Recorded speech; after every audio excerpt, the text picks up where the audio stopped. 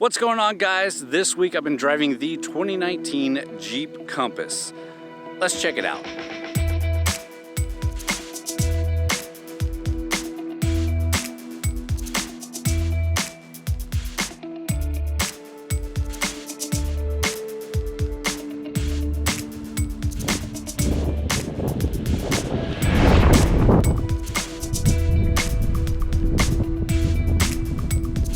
Alright, so first of all, this is the second generation Compass.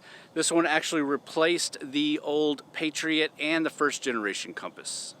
It actually shares a platform with the Renegade, although this one is extended. And I've reviewed quite a few trim levels of the Compass over the last 2 years. So if you're interested in those, I'll leave links down in the description. But overall, I can say this is a much better vehicle than the first gen Compass. So let's start off talking about trim levels. You have the Sport, which is the base trim. Then you have the Latitude, then the Upland, which is what we're driving. Then the Altitude, the Limited, the Trailhawk, and the High Altitude is the top of the line. Pretty much all trim levels are offered in both front-wheel drive and all-wheel drive, except for the Trailhawk and this Upland, which are only offered in four-wheel drive.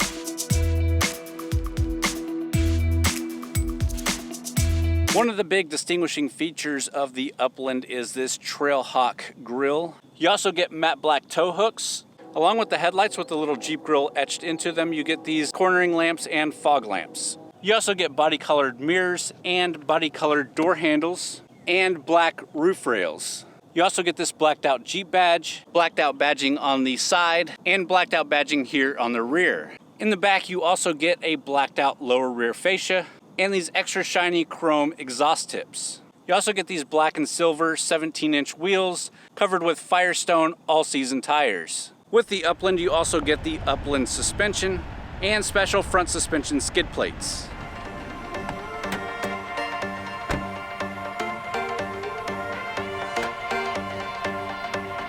Under the hood is Jeep's 2.4-liter Tiger Shark Multi-Air 2 engine. This pushes 180 horsepower, 175 foot-pounds of torque, and that engine is hooked up to a 9-speed automatic transmission and is rated to tow up to 2,000 pounds. Now, Jeep does say that they recommend only hitting that max in the all-wheel drive version. Fuel economy-wise, for the front-wheel drive, you're looking at 22 miles per gallon city, 31 miles per gallon highway. With the all-wheel drive, you're still looking at 22 city, but only 30 miles per gallon on the highway.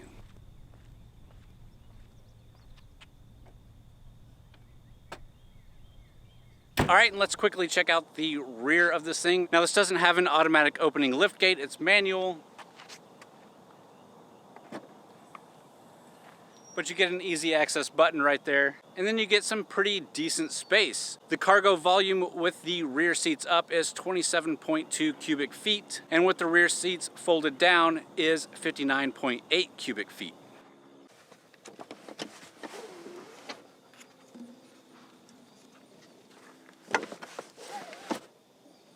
You do get latches on the back of the seats, so it makes it easy for them to fold down while you're in the back. All right, well, let's move inside, starting with the rear seats. All right, and as far as comfort goes with leg room, headroom, shoulder room, the back seats in this are actually pretty good. I am sitting behind the passenger seat. My seat is a little bit further back, but not much. Also back here, you get a USB port and a 115 plug.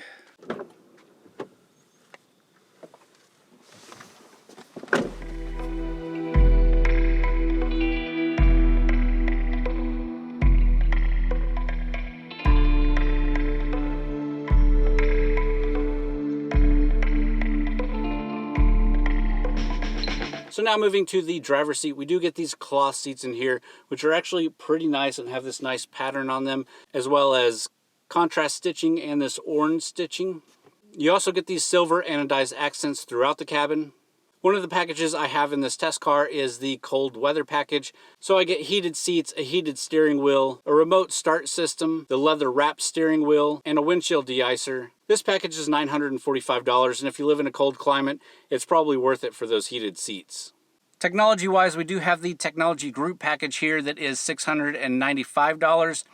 This gives us the proximity key with keyless entry.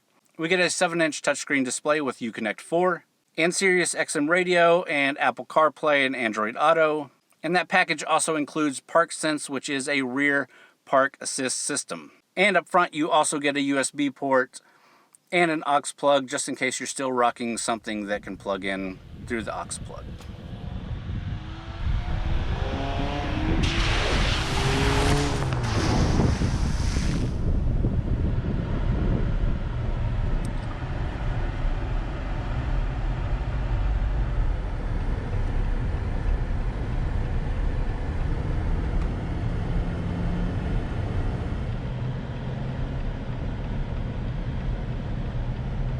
Alright, so driving wise, this thing drives really well. It's a very smooth vehicle. That 4-cylinder engine under the hood is fuel efficient. We're averaging 22.1 miles to the gallon for our full week with it, but it is lacking a bit in power. So when you're doing things like merging onto highways or trying to overtake people, you really got to lay into it. Off-road wise, a base front-wheel drive Compass has 7.6 inches of ground clearance.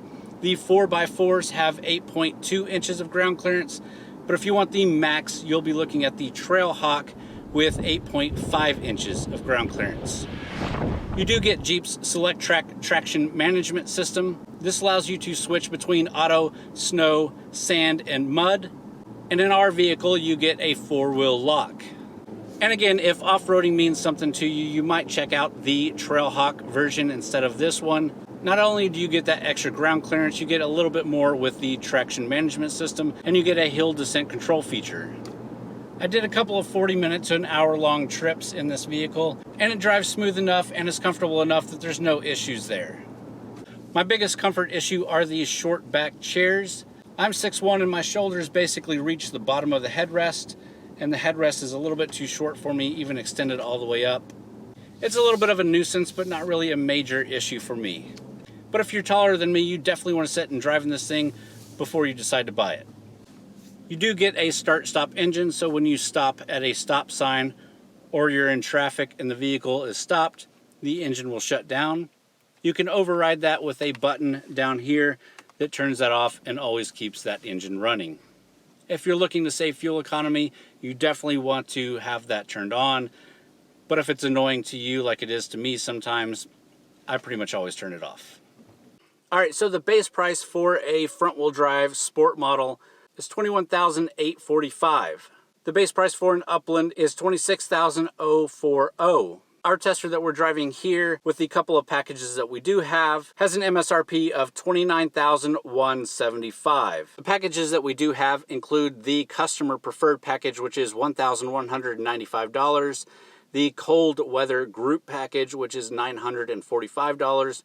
The technology group package, which is $695, and adding that 9-speed automatic transmission is $1,500.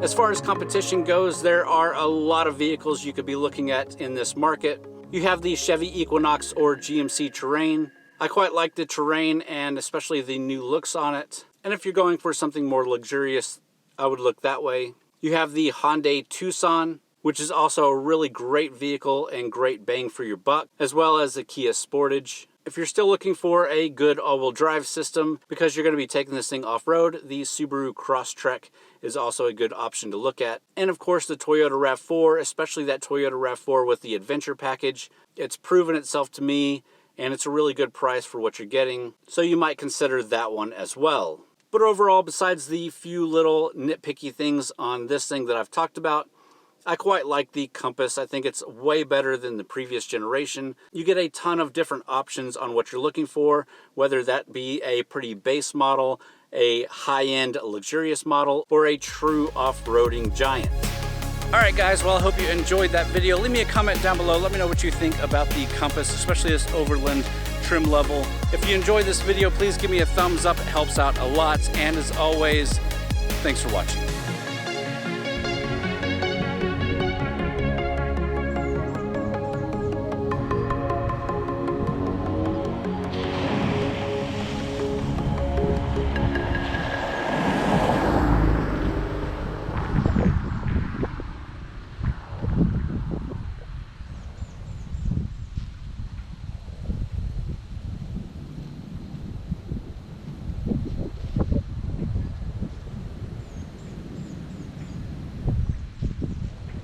All right, guys, thanks for sticking around this far into the video.